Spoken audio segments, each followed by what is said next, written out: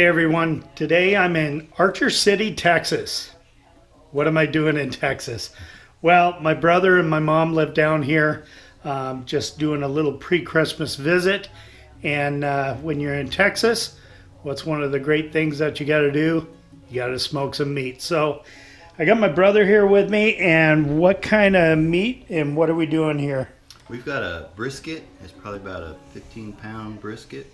Yeah. And we're going to smoke it. First of all, we're just going to rub it with mustard. We're going to put some a rub on it that Byron put together. I will tell you what was in it, but Byron put it together. So I'll leave the ingredients and the recipe down below in the description box. So we've got this pan that's going in the smoker with a grate on top of it. And we're going to set the meat on top of it, kind of prep it, get it ready and everything. And while it's in the smoker, all the drippings will go in the pan that helps keep our smoker clean. Yeah. I've already pulled the meat out. We've let it set till it get to room temperature.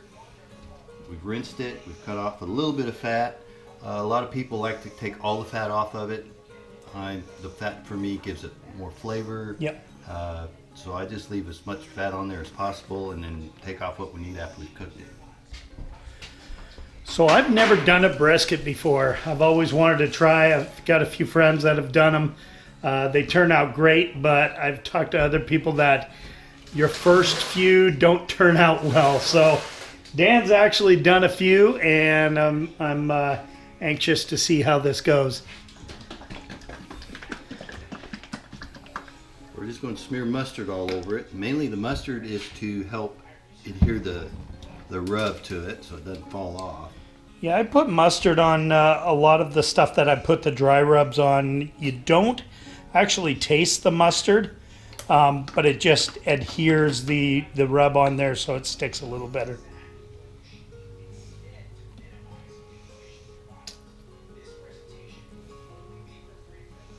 You don't have to put a ton on there, just so it covers the surface and makes it a little bit wet.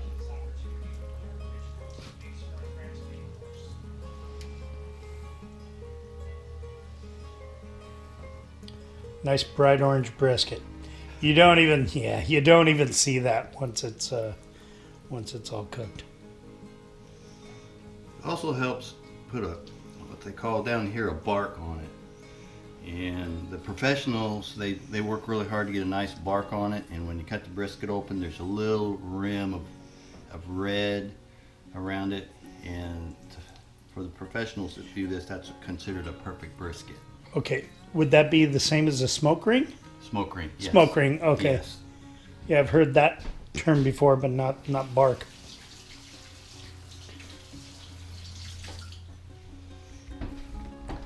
Smoke ring, good. Yeah. All right. We're getting ready to put on this rub that Byron put together for us. Get pretty liberal.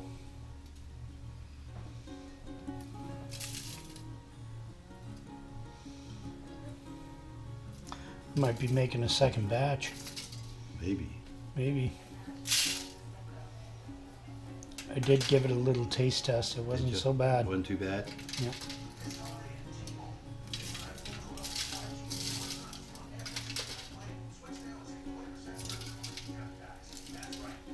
Now what I've done, I put the bottom side up first. We're seasoning it first.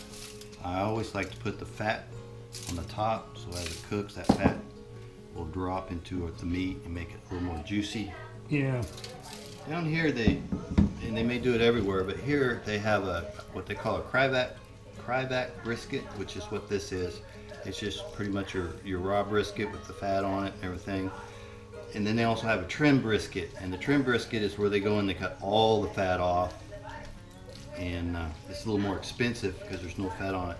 Those are more difficult to smoke. They'll smoke okay, but they're not as juicy because there's no fat on them. Yeah. I don't know. The briskets that I've eaten have all had fat on them, and yeah, that's part of that's a lot of the flavor for me. Yeah. That's, a lot of people buy meat and don't want to buy fat or buy the bone because they're paying for not meat. And for me, you know, the bone gives it flavor. Like on your roast, the more Yeah. fat, your prime ribs, your ribeye steaks, that fat just gives it flavor. And you can eat around the fat. You don't have to.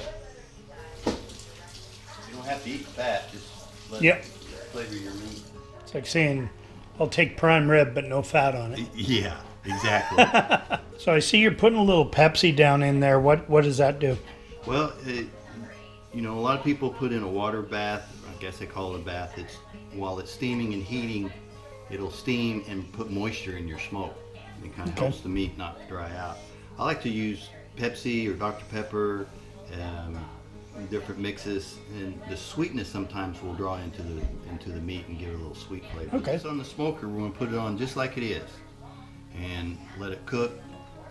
We'll put smoke on it, let it set for 2 hours. Put more smoke on it, let it set for 2 hours, and then probably put one more smoke on it, which means we'll put in our chips every 2 hours. After that, we'll just let it set. Usually about 12 or 14 hours at 250 degrees. When we get up in the morning, we'll have brisket. Nice. What kind of chips are we using? We're using Hickory. Hickory chips. Hickory. Nice. I really like Hickory. It gives it a good flavor. People will mix Hickory with pecan. That makes it a nice mix. Mesquite is pretty popular down here because that's the only tree we have is mesquite. Yeah. All over the place. Yeah. So mesquite works pretty good, but I like to use Hickory. It makes a good smoke. All right. I'm looking forward to this.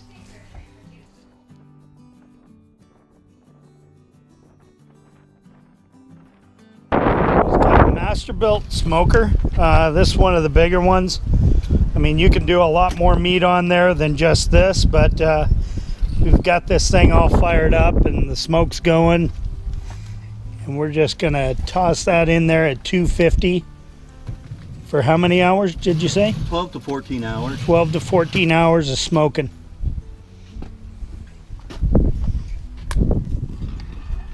There it is.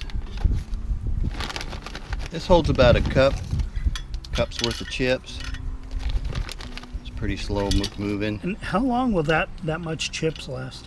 Hour and a half, 2 hours. Wow. They use that pellet grill and it eats the pellets pretty good. Does it? Yeah. Morning.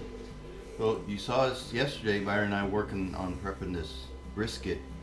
So it's been in the smoker since 3 o'clock yesterday afternoon. It's 7 o'clock this morning.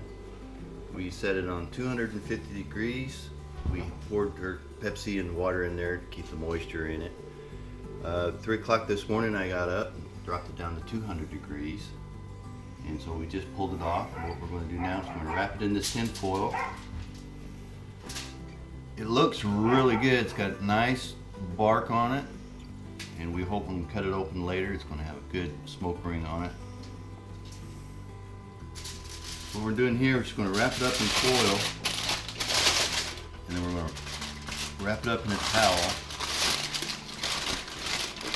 So do you want it real tight when you wrap it up? Yeah, the tin foil is pretty tight. It just holds that heat in there, and that heat just puts more of a slow cook on it. It pulls all those juices back into the meat. That fat renders a little bit into the meat, gives it more flavor. Just any old towel will do. The older the better, because usually the wife or the girlfriend gets upset with her embroidered towels with brisket grease all over it. Maybe don't use white. Yeah, white's not a good idea. So there, we got it wrapped. I'm gonna stick it over here in this cooler. Any cooler will do. Use a Igloo cooler, a Yeti cooler, a beer cooler from a convenience store. And we'll just leave it in there and set till we're ready to eat it. All right. At least 3 or 4 hours.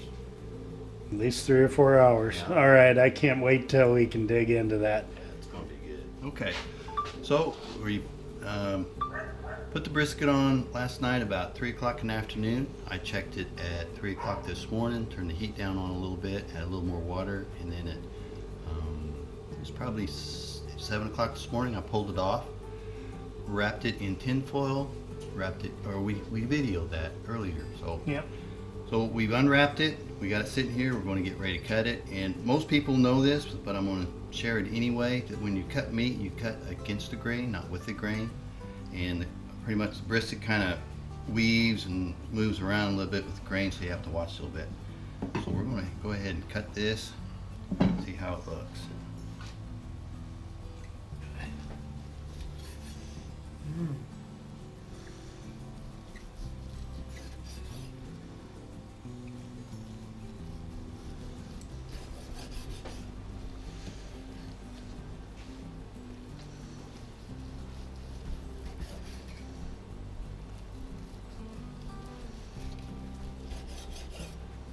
Now you can see we're kind of going with the grain, so I'm going to turn a little bit.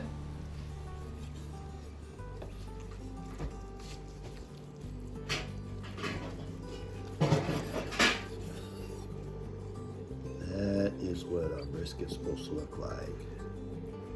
You see a little bit of a smoke ring, not very much.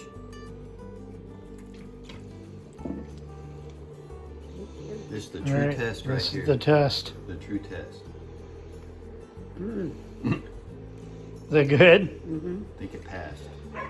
Dan, you try it yet? I haven't. It's tender too.